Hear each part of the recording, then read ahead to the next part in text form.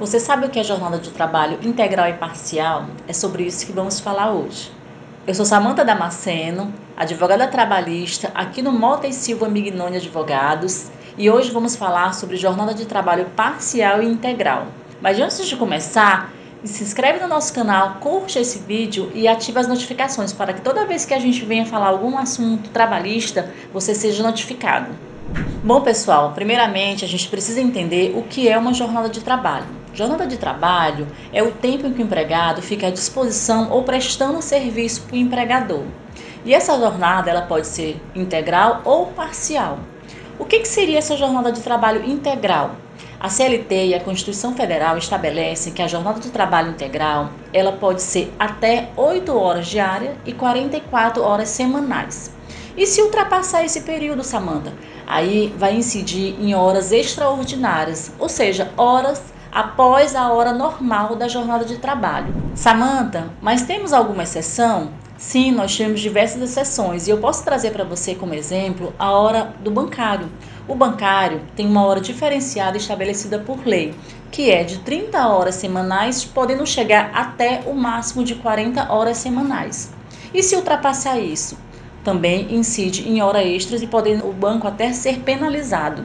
E uma empresa, quando ultrapassa as horas diárias ou as semanais do seu funcionário, o que pode acontecer? Vai incidir nas horas extras e a empresa vai precisar fazer o quê? Ou pagar essas horas suplementares com um adicional devido de 50% ou 100% a depender do caso, ou fazer uma compensação, que a CLT trouxe, inclusive na reforma, uma possibilidade de um acordo individual para a compensação dessas horas, que antes só era feito mediante convenção ou acordo coletivo. Veja que essa mudança na reforma trabalhista, que trouxe a possibilidade de fazer um acordo de forma individual com o seu colaborador, ao meu ver, foi benéfico para a empresa e para o empregado também, porque de uma forma individual eles podem trazer essa compensação sem onerar a empresa e em um momento em que seja benéfico para o funcionário tirar aquela folga compensando as horas extraordinárias que ele fez durante a semana ou durante o mês. Samantha, e a jornada parcial? O que seria essa jornada parcial?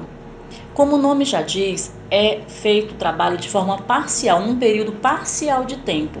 E a lei estabelece que esse período parcial pode ser de 26 até 30 horas. E qual a diferença desse de 26 ou 30 horas? Bom, a CLT trouxe isso como novidade também na reforma. Antes da reforma, esse período parcial somente poderia ser até 25 horas.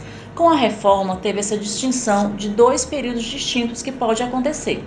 26 horas, podendo se exceder em horas extras, e o máximo de 30 horas, onde o empregado não pode realizar horas extras. E como fica o pagamento, Samantha, quando a jornada é parcial? Nesses casos, a empresa precisa respeitar o valor do salário mínimo parcial também a hora trabalhada. É preciso respeitar, sob pena dela ter que arcar com alguma penalidade, alguma multa e ter que efetuar posteriormente o pagamento ao funcionário. Nesses casos também da jornada parcial, a gente vê como benéfico essa mudança na reforma trabalhista. Por quê?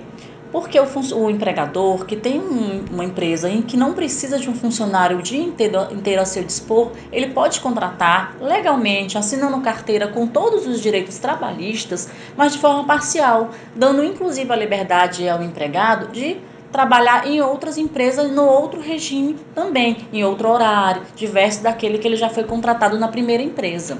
Nesses casos, é importante registrar que o funcionário ele tem todos os direitos trabalhistas garantidos ao trabalho de tempo integral. Não muda nada, ele tem direito às férias, ao 13º, ao FGTS, todos os encargos previstos ao funcionário no período integral, sem nenhuma perda do seu benefício, tá? O que vai mudar é somente que ele é pago de forma também proporcional ao salário que ele recebe. Ainda sobre o assunto de compensação de horas extras, nós temos o banco de horas. O que seria esse banco de horas? É uma forma de controle da empresa de fazer essa compensação das horas extras trabalhadas. E o que acontece para a gente formalizar, como é que a empresa pode formalizar esse banco de horas? Ele pode ser feito através de contrato individual com o colaborador, que aí nesse caso as horas precisam ser compensadas em até 6 meses, por meio de acordo escrito com o colaborador. E se for feito por meio de acordo ou convenção coletiva, elas podem ser compensadas em até o período de 1 ano. Muitas dúvidas surgem a respeito do banco de horas negativo. O que seria isso? É quando o funcionário tirou a folga antes e ficou devendo horas de trabalho para a empresa.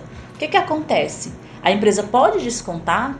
Há divergência sobre isso, porque a lei não traz uma legalidade para esse desconto e também não diz que não pode acontecer o desconto.